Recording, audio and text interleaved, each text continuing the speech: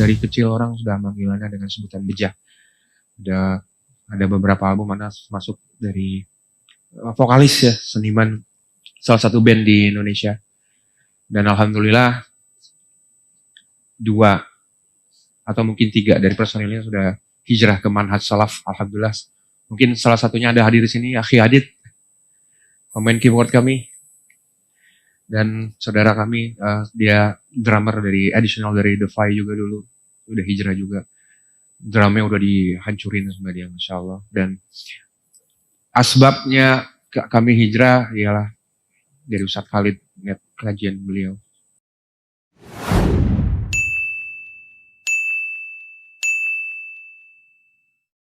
Assalamualaikum warahmatullahi wabarakatuh. Waalaikumsalam warahmatullahi wabarakatuh. Alhamdulillah, selalu saja lisan kita memuji Allah subhanahu wa ta'ala atas segala nikmat yang dilimpahkan kepada kita.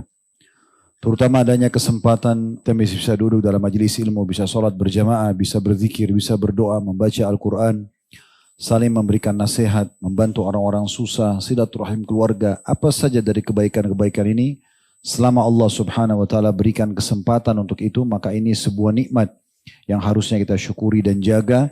Serta juga ini menandakan Allah subhanahu wa ta'ala mencintai kita karena memberikan peluang kita untuk selalu taat kepadanya. Dan yang selanjutnya kita panjatkan salam hormat kita kepada utusan Allah Nabi besar Muhammad sallallahu alaihi wa ala alihi wa sahbihi wasallam, sebagaimana Allah telah mengucapkan salam hormat kepada beliau. Sebelum kita mulai sesi kita insyaAllah, saya mengajak teman-teman sekalian untuk selalu peduli dengan saudara-saudara kita yang sedang berada di Gaza, di Palestina, yang sedang tertindas di sana. Kita selalu doakan agar Allah subhanahu wa ta'ala berikan kepada mereka kemenangan, Allah berikan kepada mereka keselamatan, dihilangkan dari segala mara bahaya, kelaparan, ketakutan, dan Allah berikan kemerdekaan yang sempurna. Semoga Allah subhanahu wa ta'ala juga memuliakan Masjid Aqsa, dan dimanapun muslimin yang sedang tertindas, semoga Allah subhanahu wa ta'ala menolong mereka, dan Allah juga menurunkan keadilan agar merata di tengah-tengah kaum muslimin dan juga kepada non-muslim yang berada di sana tentunya. Baik teman-teman sekalian, kesempatan ini seperti biasa di pekan ketiga kita akan ada sesi khusus inspirasi hijrah. Dan sebelum kita masuk membahas masalah ini, saya ingin berbagi dulu sebagai pembukaan. Bahasan kita di Rabu malam ini alhamdulillah sudah berjalan sekian tahun, semua membahas tentang masalah dosa besar. Dan akan terus kami ingatkan, tidak akan pernah berhenti untuk mengingatkan ini, dosa itu racun. Dosa itu mematikan. Pelanggaran atau dosa ini hanya akan mendatangkan kegelisahan, kegundahan. Tidak ada ketentraman jiwa bagi pelaku maksiat. Walaupun rumahnya luas, walaupun kendaraannya mewah, walaupun hartanya melimpah. Justru ketentraman jiwa dan kebahagiaan akan dirasakan bagi orang yang hatinya dipenuhi dengan keimanan, dengan amal soleh. Walaupun kita lihat fasilitasnya biasa saja. Mungkin rumahnya biasa, mungkin pendapatannya juga serba cukup saja, atau berkecukupan, atau misalnya kurang. Mungkin juga dia belum mendapatkan pekerjaan yang mengikat dia sehingga dia bisa memiliki income bulanan rutin misalnya. Atau banyak hal. Tetapi kita akan temukan orang seperti ini tentram jiwanya.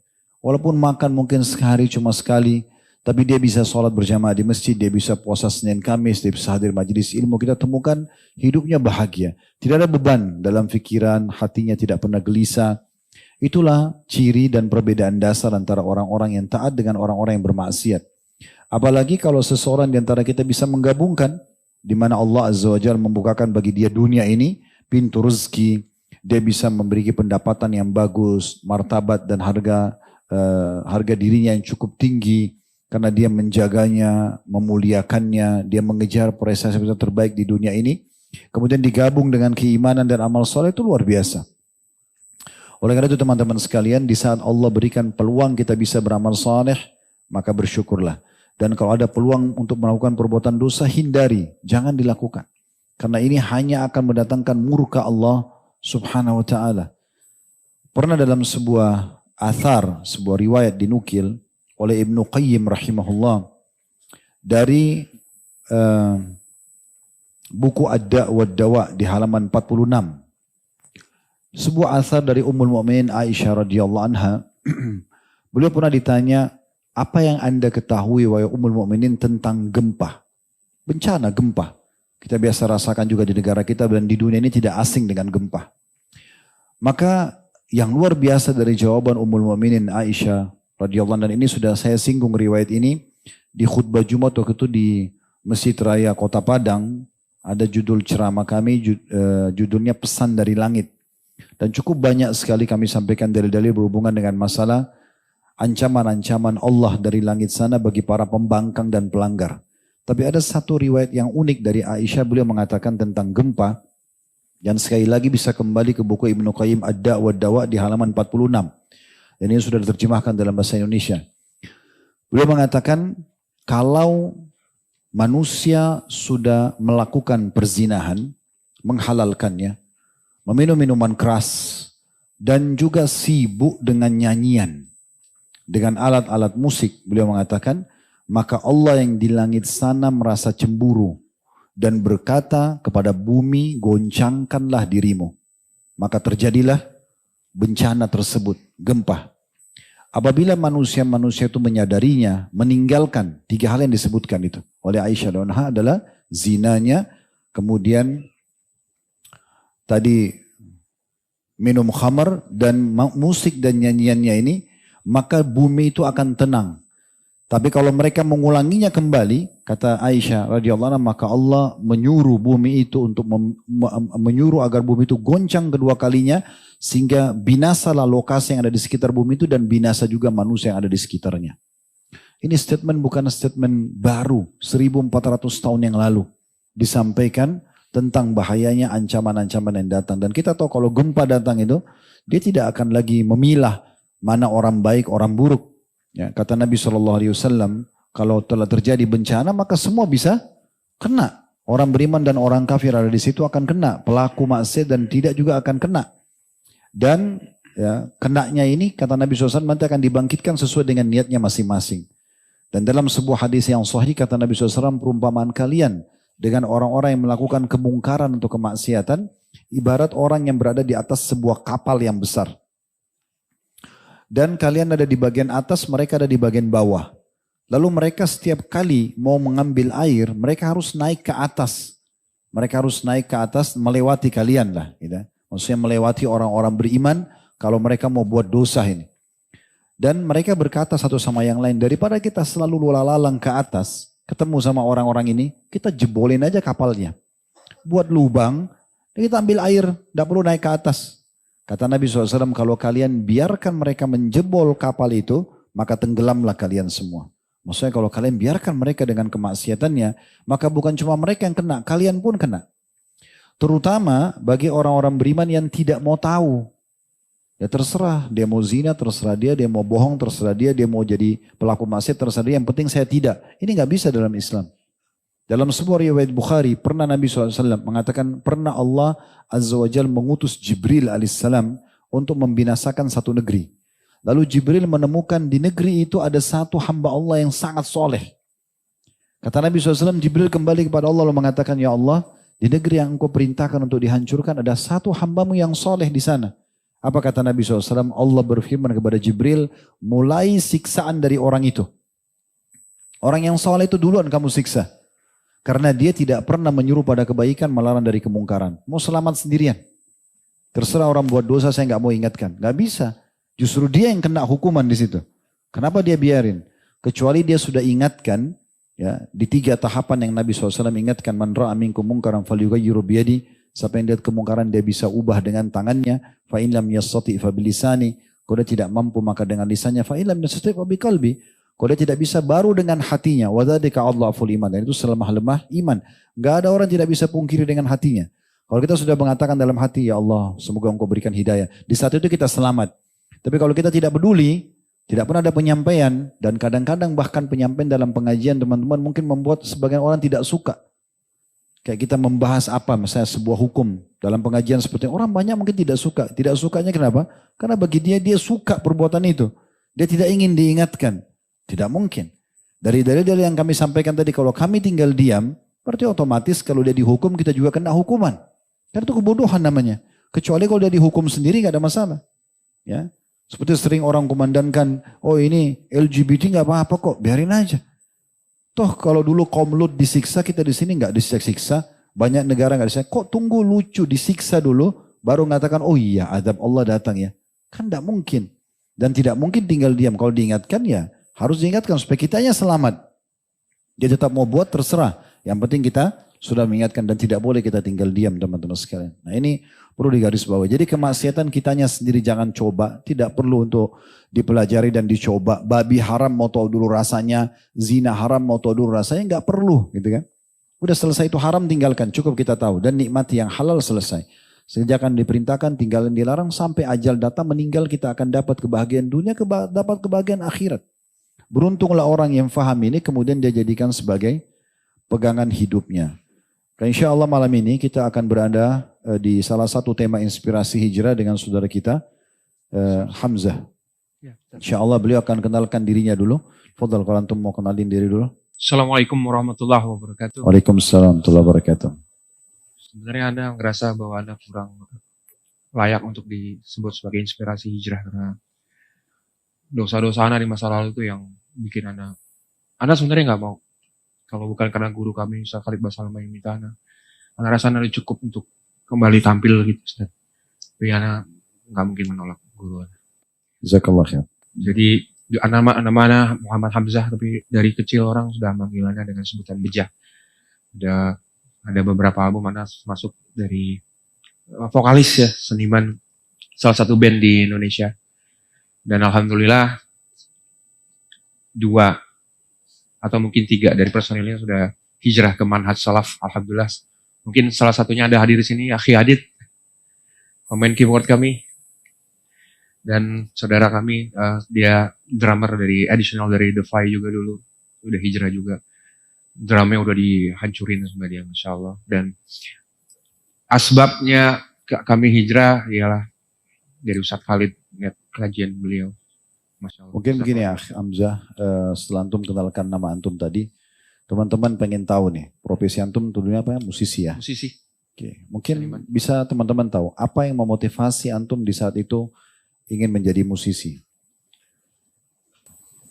Itu, Ana senang emang dari kecil tuh, mungkin karena melihat teman-teman atau di rumah itu suka muter-muter lagu gitu, dan Ana ngelihat ya figur-figur orang-orang kafir itu ya, John Lennon lah siapa ya yang atau ya anak dari kecil itu dari yang anak ingin tuh pengen jadi rockstar aja. Udah itu aja dari kecil.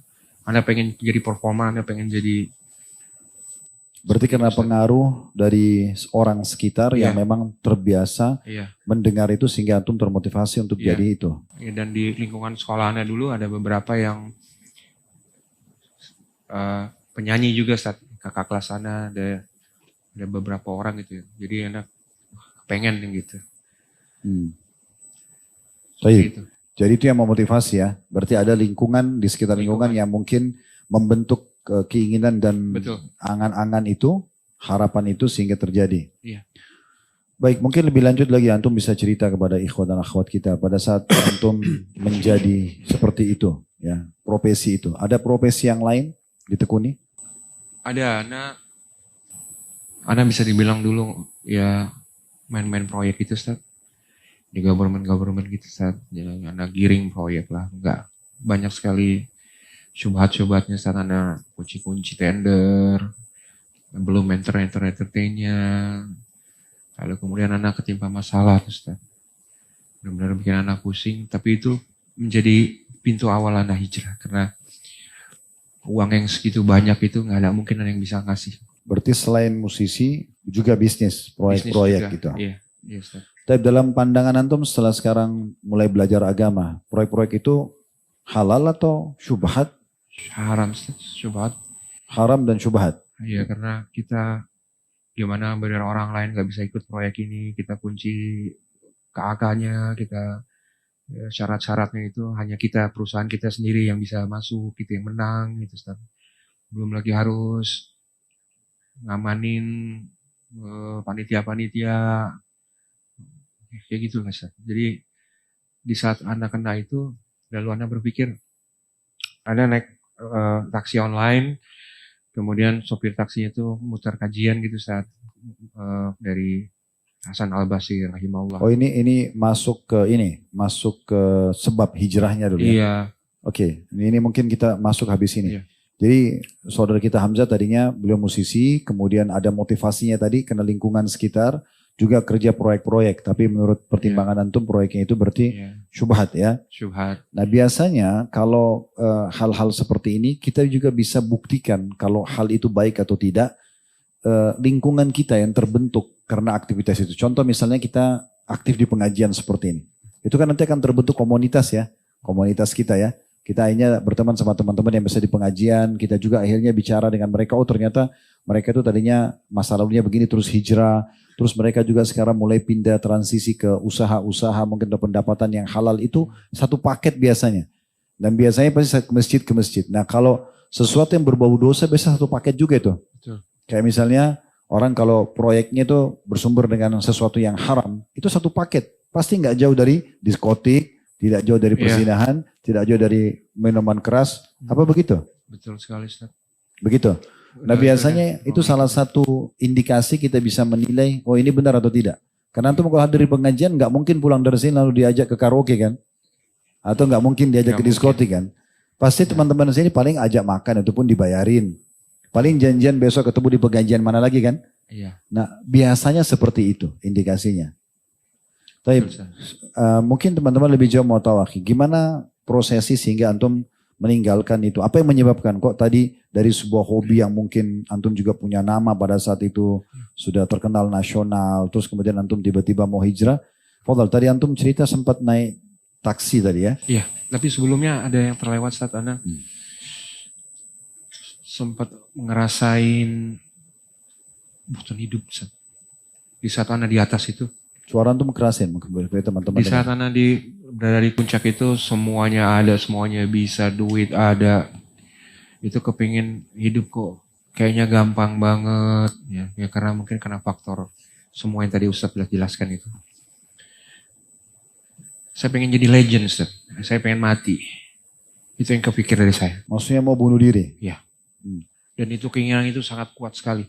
Karena hidup kok nggak ada cobaan, nggak ada maksudnya ujian. Pada saat sampai di puncak keemasan itu, uang semuanya ada, nama dan dikenal gitu. Iya. Terus puncaknya ingin menjadi seorang legend dengan bunuh diri. Dengan bunuh diri.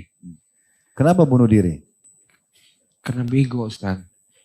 Maksudnya ya karena bodoh, karena kemakan budaya barat yang... Enggak, apa motivasinya? Kok kenapa sudah terkenal, punya uang banyak, larinya bunuh diri? Karena pengen lebih terkenal lagi, lebih harum lagi gitu Ustaz. Kan habis. Kalau bunuh diri mati selesai kan, enggak terkenal lagi. Ya nggak apa-apa, karena hidup pun nggak ada cobaan, nggak ada ujian. Kenapa nggak nikah atau buka usaha? Kenapa harus diri? Mungkin ada mungkin maksud saya ada sesuatu nggak mungkin yang antum pernah tonton? Oh, tokoh ini, oh dia tutup dengan mati begitu? Betul, ada. Ada tokoh yang namanya Jim Morrison lah. Ada yang namanya oke, nggak usah disebut namanya. Pokoknya banyak Ustaz. Dan saya pengen kayak gitu. Oh, pengen gitu. Jadi mati itu dianggap sebuah prestasi. Betul. Tapi bunuh diri. Bunuh diri. Tapi nggak kejadian. Karena saya ditolong oleh teman saya. Tapi sempat proses. Tapi setelah itu Ustaz, ujian dalam hidup saya. Bentar. Jadi sempat proses untuk bunuh diri. Oh subhanallah. Pakai apa mau bunuh dirinya ini? Pakai apa mau bunuh diri? Banyak Ustaz. Saya berarti ada beberapa kali upaya untuk itu? Iya. Oh. Subhanallah ya. Jadi saya tadi baru bilang itu satu paket ya. Jadi dia kayak satu paket panggil. Puncaknya setan bisikin suruh bunuh diri. Dianggap itu prestasi. Betul. La haula wala quwata illa billah. Baik. Terus habis itu sempat mau bunuh diri nggak jadi? Jadi tapi nggak jadi matinya doang Ustaz. Gimana itu jadi tapi nggak jadi matinya? Iya, jadi saya nggak kebangun selama 2 hari. Teman saya dobrak kamar saya tuh. Ya begitulah Ustaz kurang lebih. Nah tapi setelah saya sadar. Antum kurang lebih apa? Belum jelasin. Maksudnya jadi nggak jadi mati itu Ustaz. Oh nggak jadi mati. Itu ujian demi ujian itu luar biasa. Jadi antum Ustaz. cuma bilang sama ikhwan, saya mau mati tapi nggak jadi selesai. Apanya ini? Oke lah, jadi artinya pada saat itu puncak-puncaknya uang lagi ada, prestasi ada semuanya, sepertinya nggak ada ujian gitu. Nggak ada. Terus ingin sebuah tantangan. Betul. Nah tantangannya bunuh diri. Iya. Oh gitu. Subhanallah. Kita kalau di sini maunya mati syahid ya. Jangan bunuh diri. Baik, kemudian setelah itu awal bagaimana merasakan kok ini perbuatan salah?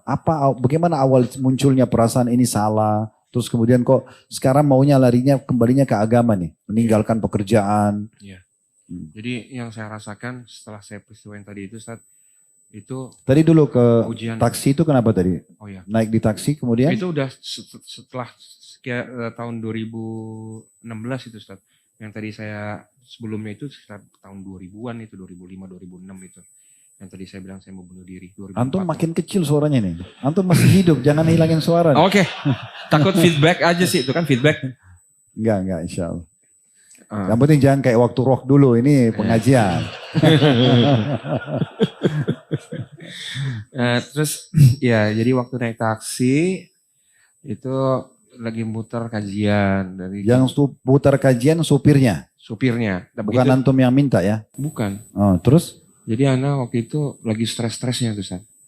Terus dia mau matiin karena Ana masuk, nggak usah Ana mau dengar. Nah di situ sedang kajian salah satu ustadz kita dia mau membahas mengenai Hasan al-Basri rahimahullah. Perkataan Hasan Basri. Betul, yang ada orang datang bertanya kan Hasan, terus beliau rahimahullah bilang pulanglah kau bertobatlah kepada Allah. Lalu Ini si penceramanya iya membawa perkataan Hasan Basri. betul. Oke.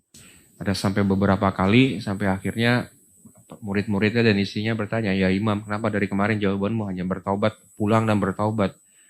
Kemudian Hasan al-Basri bilang, karena dosamu menjadi penghalang doamu. Di situ saya kayak ditampar, saat kerja saya udah parah gitu kan. Tapi saya berharap Allah tolong, itu kan mustahil.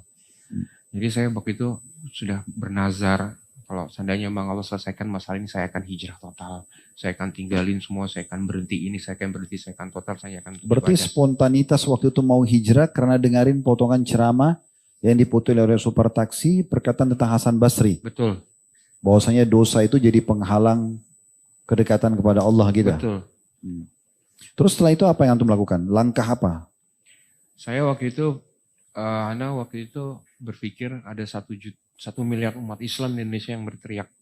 Di seluruh dunia yang berteriak, ya Allah tolonglah aku. Siapa saya di antara yang 1 miliar itu Ustaz? Jika saya hanya mengerjakan yang wajib, itu pasti doa saya tuh ngantri ini entah kapan gitu. Tapi waktu itu memang antum sudah kerjakan yang wajib-wajib atau juga Udah. ditinggalkan? Udah, yang wajib sudah saya kerjakan. Cuman saya pengen benar-benar cepat ditolong Ustaz. Bukan, waktu maksudnya masih sebelum mulai mau hijrah ini, memang sudah rutin sholat 5 waktu Sudah. dan jaga, tetap Sudah. terjaga. Sudah, Cuman ketika merasa masuk ke taksi itu, saya sudah merutinkan. Saya hijrah 3 kali Ustaz, sebenarnya Ustaz. oh hijrah 3 kali. Pertama di atas mazhab Nusantara yang nggak ada kejelasan, saya udah ngamalin ini karena nggak ada ilmu, kok doa saya nggak dijabah kalau ini, karena emang ibadahnya di luar syariat, gimana mau ngefek, iya kan? Terus hijrah kedua, saya bertarekat, Ustaz. Baca ini 3.000 kali, 4.000 kali, kalau salah ulang dari awal. Yang ada saya pegang lampu nyala, ya Allah. Emang Antum pegang lampu nyala, tanpa Iya. colokan. tanpa colokan, keren kan? Wah.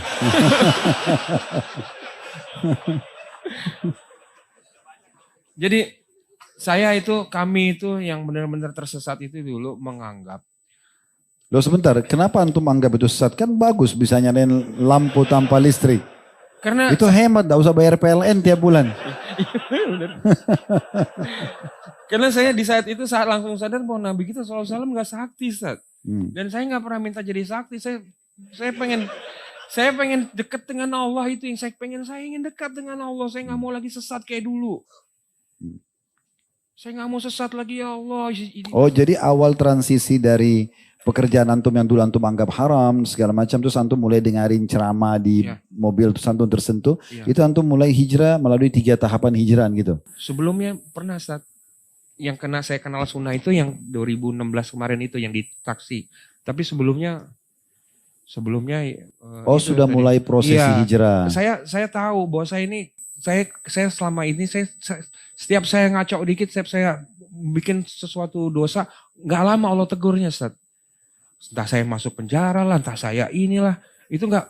Oh, jadi sudah pernah coba penjara. Ya. Saya Tapi antum merasa Allah yang hukum itu ya? Ada perasaan itu? iya. Alhamdulillah itu bagus, tuh bagian dari keimanan. Karena orang kalau merasa ikhwas sekalian itu, para salafus saleh menganggap apapun yang sifatnya sesuatu yang dia tidak suka. Jangankan misalnya dia tiba-tiba ada masalah terus di penjara, atau ada orang yang membawa lari uang sehingga rugi atau apa. Mereka mencium bau busuk saja. Lewat di sebuah tempat itu mereka langsung istighfar. Anggap ini ada teguran dari Allah. Kakinya kesentuh batu langsung istighfar kepada Allah. Jadi memang hal-hal kecil begini dijadikan sebagai bahan introspeksi diri. Ya, Fadlan, silakan. Iya, saat saya semenjak yang saya usaha bunuh diri itu, saya Enggak, usaha. satu-satu biar ikhwah, biar Usaha semua. biar Iya, berseri ini, berseri. iya. Antum jangan tempatin dia. Jadi Jadi mulai meninggalkan itu karena antum Ya. mencoba bunuh diri, nggak berhasil mati tadi itu ya. Nah, terus kemudian antum mulai mau pindah ke agama. Belum, Ustaz. Saya gagal terus, Ustaz. Saya bikin apa gagal, saya bikin ini gagal, bikin perusahaan ini gagal. Oh, berarti saya bikin setelah PH gagal. prosesi mau bunuh diri, Uh-uh. terus kemudian bangkit lagi, Uh-uh. mulai tapi gagal terus. Terus. Ujian datang terus. Terus, Oke. nggak ada satupun. Masa sampai seorang bejah nggak bisa dapetin label? Coba. Semua anti sama saya. Masalah apa? Saya ini nggak pernah jahat sama orang, saya nggak pernah nipu, saya nggak pernah ini. Tapi kenapa Allah? Saya nggak terimanya di situ. Saya tahu ini karena Allah, tapi saya jadinya bukannya ateis. Kalau ateis kan nggak percaya. Saya jadi benci waktu itu ya. Apa yang ada, apa yang dia perintahin saya langgar. Makin saya tunjukin bahwa saya protes gitu. Seakan-akan saya protes. Protes Tuhan, Allah. Iya. Masya Allah. Padahal antum kalau protes kami panitia sini, ini mic-nya suruh ganti, kita sudah marah tuh. Apalagi antum mau protes. Ya tapi saya tahu gitu Ustaz. Bahwa ini semua dari Allah. Ini luar biasa ini bisikan syaitan itu. Sampai bisa membuat antum bukan lagi punya masalah dengan dosa-dosa yang zina, narkotika atau minuman keras. Tapi sampai pada tingkat sengaja menantang Allah gitu ya. Betul. Itu luar biasa, subhanallah. Alhamdulillah antum masih hidup sekarang ini. Iya Ustaz. Masya Allah Ustaz. Dan Terus habis itu akhirnya Allah tunjukkan balasannya dengan cara gagal semua. gagal semua. Apa yang mau dibuat justru tidak dapat. Gak dapat. Padahal pala udah jadi kaki jadi pala. Tiap hari kerja gagal. Pokoknya kalau Allah bilang gagal mau ngomong apa udah. Ya kan? Percuma gitu. Oke, setelah gagal ini semuanya. Gagal di terakhir itu yang ditipu. Kemudian saya dengan supir taksi tadi. Terus saya mulai mencoba untuk menjalankan sunnah. Saya coba browsing. Pasti karena jawabannya. Tidak, saya susun dulu nih. Oke, Saya juga masih bingung tentang. Oke. Jadi antum ini dari musisi sama seorang pemegang proyek, ya, kontraktor. Sekarang antum berjalan nih. Puncaknya adalah antum pada saat lagi banyak duit, prestasi bagus, kemudian ingin jadi legend, bunuh diri. Iya. Di saat itu kan, Iya. puncak-puncaknya itu. Oke, sampai sini paham ya? Oke. Jadi biar bersambung nanti, karena kita mau tangkap sebuah benang merah, antum kenapa hijrah? Oh iya. Harus jelas dulu situ. Kemudian bagaimana setelah itu antum istiqomah dalam hijrah ini gitu. Baik, sampai situ akhirnya antum mau bunuh diri beberapa kali mencoba tapi gagal. Sekali doang sih Ustaz. Sekali. Tapi itu udah saya persiapin tuh. Jadi udah ada pengantar kematian ya. Musik pengantar kematian gitu-gitu deh. Norak deh. Pakai musik juga pada saat mau ngantar kematian. Biar lebih apa ya, dramatis. Malaikat pun juga itu lebih tegas nanti. Oke, Taib. Akhirnya gagal kan? Setelah gagal prosesi itu, mulai antum coba ya bangkit lagi untuk coba usaha-usaha, tapi akhirnya ditegur oleh Allah. Iya. Gitu kan? Gagal-gagal terus gitu. Entah gagal, tadi tipu orang, udah gitu aja udah. Pada saat itu antum tanda kutip sini ya, marah kepada Allah gitu ya. Iya. Kenapa kok saya tidak pernah sakitin orang, justru saya tidak berhasil, Iya. gitu ya. Terus kemudian antum pada saat itu justru melanggar apa yang Allah, yang dilarang malah sengaja dibuat. Betul. Nah, balasan Allah spontan datang dengan cara menggagalkan semua usaha yang dimulai. Iya. Oke. Sekarang pada saat antum merasa ini gagal, itu gagal, ini merasa sebagai teguran dari Allah nggak? Iya. Oke. Di saat itu apa yang antum lakukan? Antum sudah akhirnya menyadari dan kembali kepada Allah? Awalnya masih marah saya, Ustaz. Masih nggak terima dengan keadaan gitu. Tapi akhirnya begitu peristiwa yang terakhir itu bikin Anda... Tapi saya baru ketemu orang ini marah sama Allah ini, baru antum ini. Masya Allah. Ya. Saya bukan yang nggak percaya, saya nggak terima. Padahal saya tahu ini saya terjadi ini karena awal dulu saya yang nantangin Allah gitu, yang ngerasa hidup enak gitu, Ustaz. Ya. Oke, terus sekarang setelah antum gagal terus nih, pikiran untuk ke agama itu apa pemicunya? Kan gagal nih terus nih, gak berhasil. Antum sadari nih, oh ternyata saya langgar nih, begitu? Akhirnya saya ngangkat bendera putih, Ustaz. Ya Allah, udah nyerah ya Allah, udah ampun. Udah, terima tobatku ya Allah. Karena ujian-ujian yang bertubi-tubi itu? Betul. Oh berarti ini poinnya ya. Jadi setelah beliau berusaha untuk justru mencari prestasi-prestasi dunia, gitu kan? Dan karena dia merasa gagal, hanya menantang Allah untuk justru yang dilarang dilanggar. Di situ Allah makin gencar untuk datangkan ujian-ujian. Betul. Sampai akhirnya merasa kalah, gitu ya? Nyerah udah, Ustaz. Baik, setelah antum nyerah, apa yang antum lakukan?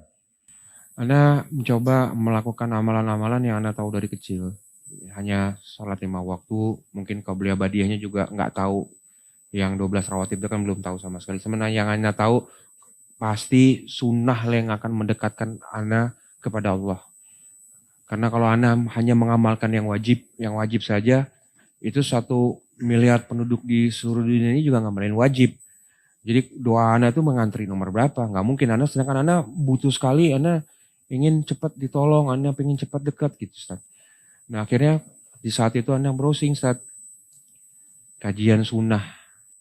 Sebentar dulu, jadi antum sekarang pada saat mau hijrah itu, udah mulai hijrah, antum merasa tiba-tiba muncul pikiran untuk dekatkan diri kepada Allah SWT dari sekian 1 miliar umat Islam di dunia ini, kalau cuma kerjakan yang wajib, berarti nanti nomor antrian keberapa begitu ya, untuk diterima doanya, sehingga antum berpikir untuk harus dituatkan dengan ibadah-ibadah sunnah. Betul. Muncul begitu saja? Betul, muncul segitu saja. Terus? Saya browsing YouTube, kajian sunnah yang muncul, Ustadz Khalid Basalamah.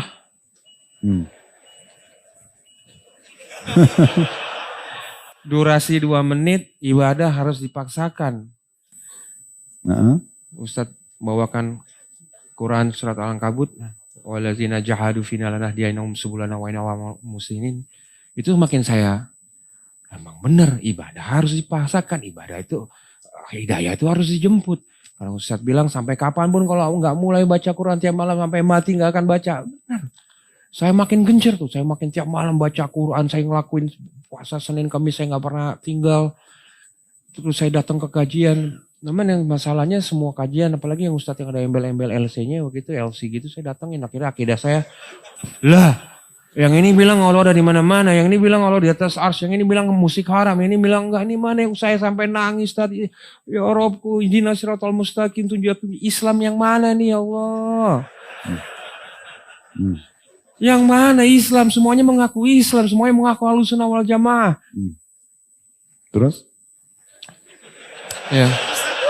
Terus saya baca di Al-Quran, di Al-Quran. Enggak, setelah antum sholat minta ihdinas siratal, ada hasil enggak? Ustaz. 2 bulan doang, Ustaz. Ada nangis-nangis sama Allah beresin tuh. Kan Ustaz waktu itu di kajian, mungkin Allah nggak berikan seperti yang aku mau, tapi pasti Allah beresin masalah kamu. Benar, Ustaz, Masya Allah. Tapi kan antum sebelum kenal kajian sunnah ini kan antum memang tadi bisa nyala listrik segala macam. Nah, waktu itu sholat gak? Gimana sholat? Amalannya semen zikir. Masa zikir ribuan kali? Ya nggak apa-apa nggak sholat. Yang penting hati bersih. Gitu. Itu benar nggak sih, Ustaz? Yang penting ngasih nggak apa-apa nggak sholat. Yang penting zikir. Begitu panduan pemimpinnya gitu. Iya. Jadi kita boleh minum khamer, boleh ke diskotik. Dibilang mana, Hamzah, bagaimana mungkin kamu mau dakwahi mereka? Kalau kamu ini mau bersihin got, kan kamu pasti kecipratan got nggak? Iya, ya begitulah. Makanya kalau kamu ke tempat kayak gitu, kalau masih minum nggak apa-apa. Oh, gitu. Coba. Jadi untuk dakwai orang yang di diskotik harus masuk di situ juga. Iya. Minum sama-sama. Iya. Kalau mati sama-sama neraka dong. Ngajarin sholat enggak, ngajarin wudhu enggak. Jadi ini poin bahaya benar ini ya, hati-hati. Jadi kadang-kadang subhanallah ada juga orang mau mengajarkan agama tapi metode yang penyampaian itu keliru, gitu ya. Bagaimana bisa orang mengatakan tidak apa-apa berbaur dalam kemasan itu untuk mendakwahi mereka? Makanya Nabi SAW waktu di Mekah diajak negosiasi oleh orang-orang Quraisy kan. Begini aja Muhammad, Mekah kita bagi dua. Sehari buat kamu, sehari buat kami. Sehari ikuti ritual kami, sehari kamu ikutin ritual kami. Sehari kamu ikuti ritual kami, sehari kami ikutin agama kamu. Sampai Allah turunkan lakum dinukum waliyadin. Surah Al-Kafirun. Gak bisa, kalian punya agama, kami agama. La abudu ma ta'budun, wa la antum abuduna ma'abud, lakum dinukum waliyadin. Tidak usah kalian sembah apa yang saya sembah, tidak usah ikuti ritual saya, dan tidak usah kami juga ikuti ritual kalian, dan kalian punya agama, kami punya agama. Jadi emang nggak bisa. Metode ini nggak boleh, gitu kan?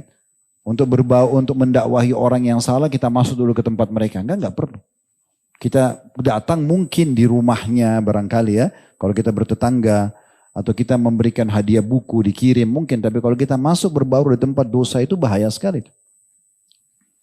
Baik, kemudian setelah itu antum transisi pindah dari situ karena tadi itu kan hebat banget tuh kalau bisa nyalain listrik dengan tangan. Kenapa ditinggalkan? Apa yang memicu antum meninggalkan itu? Kan teman-teman harus tahu kan? Iya. Sekarang sini kalau antum tiba-tiba bisa keluarin bohlam atau cabut sini nggak usah listrik, kan tidak bayar PLN itu, bagus banget ya, hemat ya. Jadi kalau menurut si guru ini bahwa salif ana punya karomah yang berbeda. Woi. Beneran nih, ada yang bisa nembus tembok loh, lihat nembus tembok. Ada yang bisa terbang. Jadi kita yang bodoh akan ilmu agama ini ngelihat mereka itu, wah nih dia bisa sesakti ini, pasti karena dekat dengan Allah, pasti ini wali Allah. Begitu kami mikirnya saat. Makanya kita telan bulut-bulut apa yang dia omongin. Oh, berarti wali Allah itu intinya tidak perlu sholat yang penting hatinya baik. Kurang lebih seperti itu dulu. Boleh mabuk, boleh segala macam. Segala macam, gak sholat gak penting, yang penting hatinya bersih dari hasad. Karena kalau hati ini bersih dari hasad, maka Allah mau bersemayam di dalam. Kalau Allah udah mau bersemayam, apa yang menjadi keinginan kita menjadi kehendak Allah. Kurang lebih seperti itu. Oh subhanallah, ini luar biasa, bahaya banget ya. Untung Allah sudah kasih hidayah Antumin. Nah saya dulu benci banget Ustaz. Karena saya dulu bertarekat dan kakak Ana yang Ana sangat cintai ini, Uni Ana, itu ngaji sama Ustaz kan dari tahun 2008 kalau nggak salah ya. Nah dia suka menyerang Ana tuh, guru kamu sesat, kamu ngaji yang bener dong. Ini ada guru-guru lulusan Madinah. Lah saya, guru gue bisa ngelihat masa depan, guru lu bisa apa? Bener gak? Afwan Ustaz. Gak apa-apa, lanjut terus. Guru gue bisa terbang, guru gue bisa bikin tangan gue keluar listrik. Emang guru lu bisa apa? Saya nggak terima. Saya ngeliat orang jenggotan cingkrang tuh bencinya minta ampun Ustaz. Udah kayak paling bener, udah punya kapling surga sendiri. Ngerasa paling nyunah. Bener Ustaz, pengen udahin Ustaz. Saking enaknya gitu. Ini kok bisa ya semuanya dibilang bid'ah, semuanya dibilang. Sedangkan emang bisa apa gitu kan. Nggak bisa terbang padahal ya. Nggak bisa terbang. Tapi perasaan Rasulullah nggak pernah terbang juga. Iya. Berarti kalau dia bisa terbang itu luar biasa itu. Ngambang gitu, floating. Nah. Baik, mungkin sisa berapa pertanyaan, akhi. Sekarang yang mendorong antum akhirnya hijrah karena merasa adanya ujian-ujian yang datang tadi.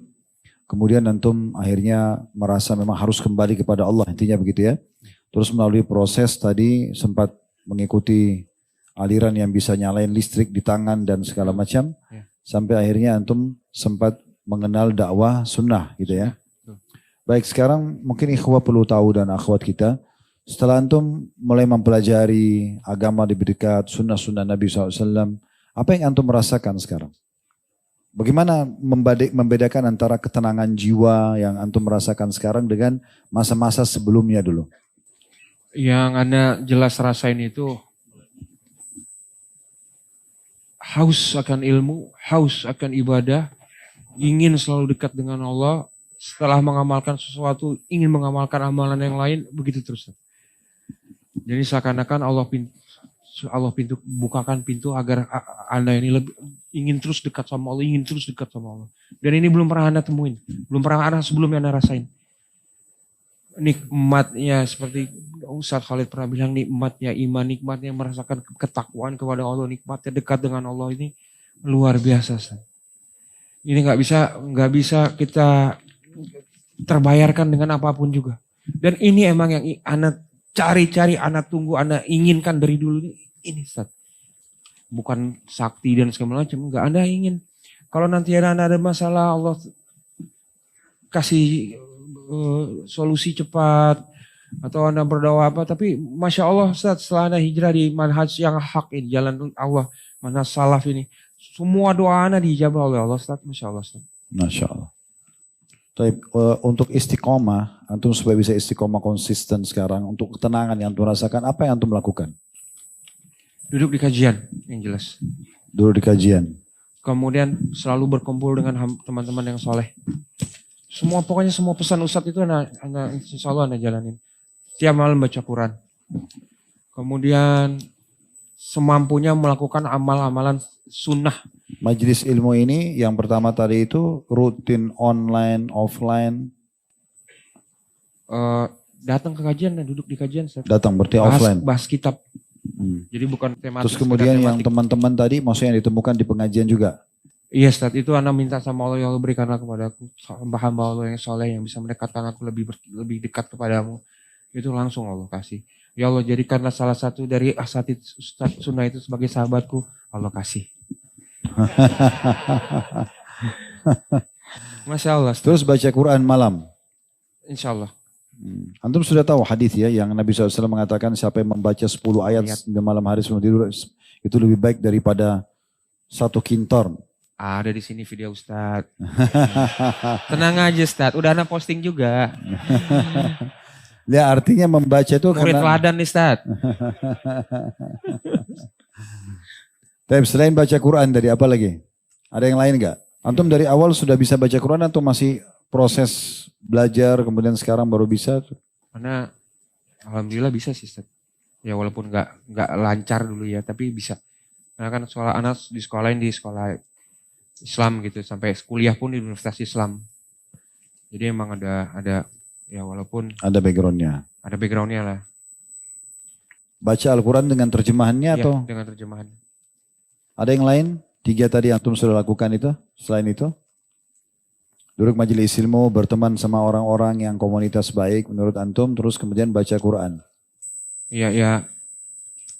Pokoknya saya insya Allah yang sering saya lakukan bangun tidur, mau tidur ingat Allah, bangun tidur ingat Allah. Pikir hari ini saya mau sedekah di mana nih? Saya mau nanti sholat di mana nih? Saya mau ngapain nih? Pokoknya hati saya insya Allah. Muncul perasaan begitu setiap harinya? Iya, semenjak menjalankan sunnah. Alhamdulillah itu satu hal yang positif itu. Iya. Berarti Allah, tadi kan saya sempat bilang ikhwas sekalian ya, kalau kita diberikan kesempatan oleh Allah SWT untuk beramal soleh, apalagi terfikir dari amal soleh ke amal soleh ini berarti tanda Allah mencintai kita karena kita sedang dipandu untuk melakukan ketaatan tersebut. Jadi itu kiat antum untuk istiqomah ya. Dan saya tahu banget di luar sana tuh yang berjah paling setahun 2 tahun hijrahnya itu udah sering saya dengar gitu. Tapi kan dia nggak tahu saya bentengi diri saya tuh. Pertama saya bentengi saya dengan penampilan syar'i. Kan nggak mungkin kalau jenggotan cingkrang pergi diskotik, bener gak? Iya. Udah pasti pergi ke masjid. Dan ini bener-bener orang mau ngomong apapun juga bodoh amat. Yang tadinya dulu hina Ustaz, pengen ngeludahin. Sekarang lo mau ngomong apa mengenai saya ini jenggotan cingkrang, bodoh amat. Ridho Allah yang kita cari, bener gak? Udah gak peduli lagi dengan ucapan manusia gitu. Terus habis itu apa lagi Ustaz? Lupa saya Ustaz. Apa ya? Antum ada kiat yang lain gak? Pengaruh keluarga, efek yang lain kan tadi teman-teman, membaca Quran, kemudian majelis ilmu. Ya teman-teman sih ya sesama musisi gitu dulu ya, yang udah senior-senior gitu lah, itu sampai bikin grup WhatsApp, Ustaz. Selamatkan Bejah dari Wahabi. Wih, dia seakan-akan mereka nggak terima kalau dedengkotnya tobat. Oh antum merasa antum didengkot dulu ya? Iya, Ustaz. Parah Khair. dulu. Kata anak Benana dulu, saking parahnya nih, setan aja nyembah lo, Jah. Astagfirullahaladzim. Alhamdulillah ala kulli hal. Jadi Allah SWT sudah memberikan untuk ketenangan hati, intinya kan itu. Iya, Ustaz. Ya, kita tidak pernah mengklaim diri paling benar dan itu tidak tepat juga. Tapi kita bagaimana kalau merasakan ketentraman dan kebahagiaan itu telah datang, terutama dari panduan agama, alhamdulillah berarti itu tanda-tanda keimanan insyaallah. Baik teman-teman sekalian, melihat waktu juga, mudah-mudahan apa yang kita bahas hari ini bisa memberikan manfaat buat kita. Dan kalau ada benar pasti dari Allah, kalau ada salah dari saya dan juga Akh Hamzah, mohon dimuliakan pintu maaf yang sebesar-besarnya. Tidak ada tujuan kita menyinggung siapapun, tapi kita sedang bercerita tentang pengalaman pribadi saja. Sebagaimana cukup banyak channel-channel di luar sana yang memang membahas tentang masalah pribadi dan menurut mereka itu adalah sebuah prestasi mungkin ya. Sehingga bisa dijadikan sebagai inspirasi, maka begitu juga di pengajian kita. Setiap orang bisa punya pendapat, masing-masing bertanggung jawab dengan pendapatnya tentunya di hadapan Allah Subhanahu wa taala. Subhanakallahumma bihamdika asyhadu an la ilaha illa anta astaghfiruka wa atubu ilaik. Wassalamualaikum warahmatullahi wabarakatuh.